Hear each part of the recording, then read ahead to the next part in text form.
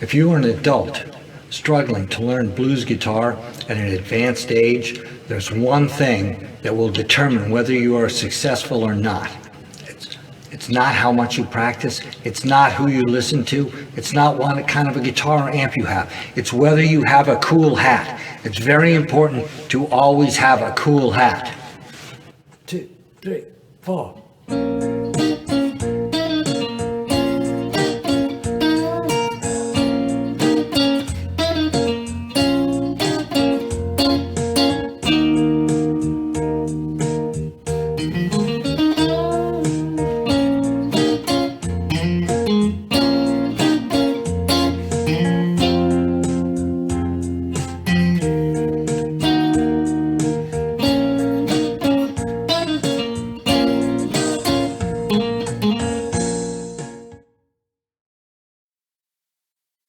Hello, Earle Pughe here. Today I'm looking at the song Take a Friend by Leonard Lowdown Brown. I've sometimes been asked whether I ever listen to anything by anyone that's actually alive. So I would like to say I am listening to Leonard Lowdown Brown. He's put out a CD last year. It's a great CD. It's available from Music Maker Foundation. It's on YouTube. Please check it out. This is a 12-bar blues. It's in B flat minor. It's got 3 chords. It has a B flat minor chord. It's at frets 6 and 8. We've got the first finger barring all 6 strings. We've got the finger 3 on the 5th string, finger 4 on the 4th string. Leonard's not going to play the whole thing. He's going to only play a fragment of this. He's going to play the notes on strings 4, 3, 2. So he'll have a B flat, a D flat, and an F. A 1, a flat 3, and a 5. We have an E flat minor. So this is also a bar chord. You can play this at frets 6, 7, 8. We've got the first finger barring all 6 strings, but we're not going to play string 6. So we've got an E flat on string 5. Then we've got the 3rd finger and the 4th finger, and then the 2nd finger, and then you can catch the 1st string with the 1st finger bar.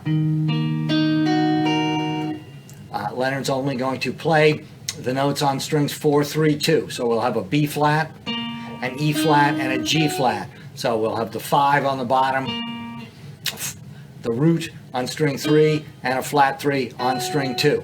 We're going to move this shape up 2 frets, so we're now at frets 8, 9, and 10. This is an F minor. Now, in many blues, we're going to have an F7.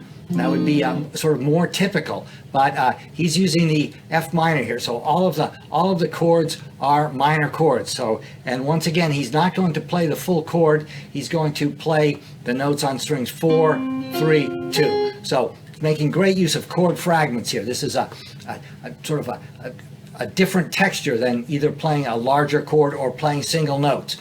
On beat 1 of measure 1, he's going to hit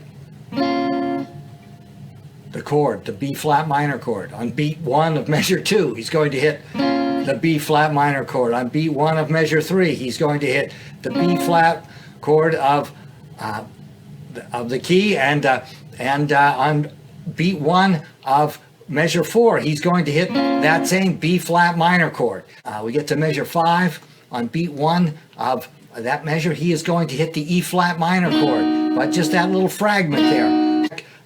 He does a lick on measure 7. On measure 8, we're back on beat 1. Hit the root, or hit the 1 chord, and then on beat 1 of measure 8,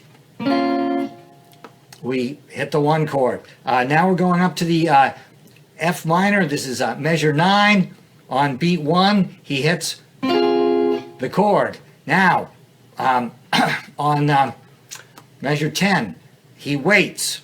So it'll be and 1, 2, and 3, 4. So he does hit the expected chord, the E flat minor there, but he doesn't hit it on beat 1. Then on measures 11 and 12, he's going to hit that B flat minor chord on beat 1. Never underestimate the power of hitting beat 1 and just hitting the chord. It's a I wouldn't have believed it would sound so good. Now he's kind of letting you know in every measure exactly what chord you are on, and then he's going to play around with it.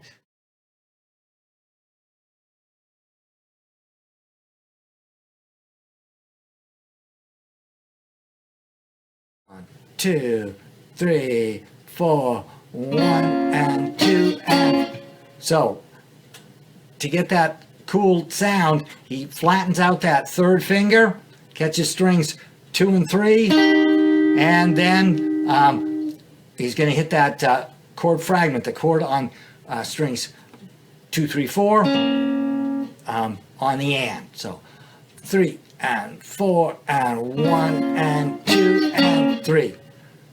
Now we've got a little blues lick here. He's going to hit the E flat and immediately bend it, but it's not a full step bend. He's going to bend it to an F flat or a flatted 5. So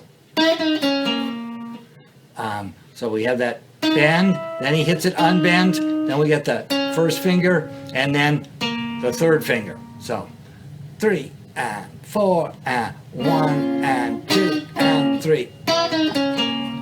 Now he's going to start off the same, 1 and 2 and 3. So once again, he's going to bend that E flat up a half step. Maybe it's 3/4 of a step, but it's not all the way. He's playing in the cracks in between the notes here. And then the high B flat.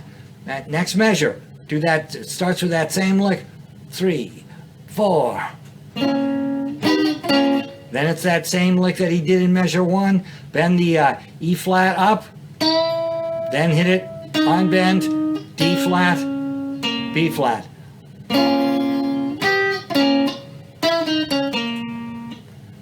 Now we're at measure 4. He's going to start off with that same signature lick. And he just kind of pops the notes on strings 2 and 3, but they're over on the and, so it's 1 and 2 and 3 and 4 and. Now we're to measure 5. We're to an E flat minor chord. We're going to hit the chord on beat 1. 1, 2, 3, 4, 1.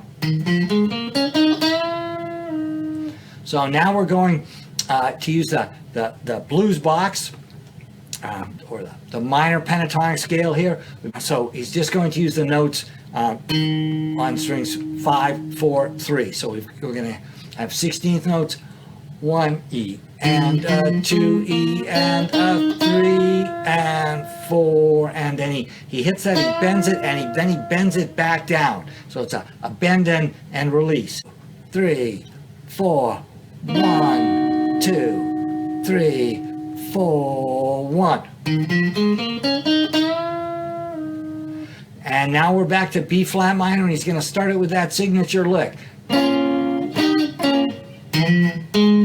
So we did the B flat minor, flatten out the third finger, catch that B flat minor again, but only on strings 4, 3, 2, and then we're going to slide into an F on string 5, A flat on string 4. Now, the next measure, we're still on the B flat minor. We're going to do that signature lick.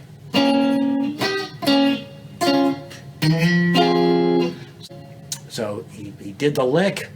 3, 4.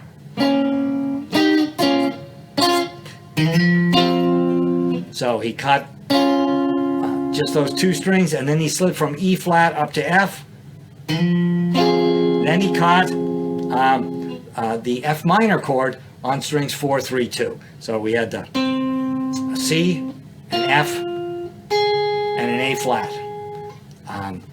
That's going to last 3 beats. 1, 2, 3, 4, and 1, 2, and. So that's all straight out of the E flat minor.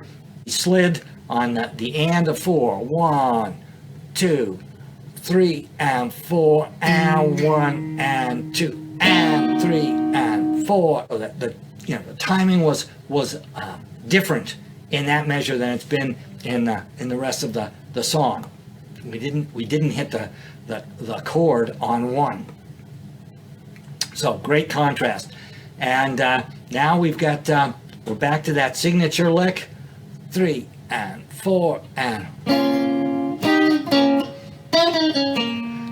then he's going to do it again, but we'll have a couple hammer-ons at the end.